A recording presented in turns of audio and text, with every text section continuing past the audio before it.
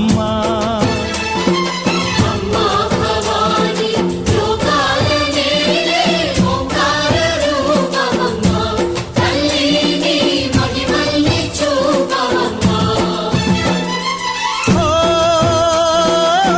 సృష్టికే దీపమా, శక్తికే మూలమా, సింహరథమే నీదమ్మా.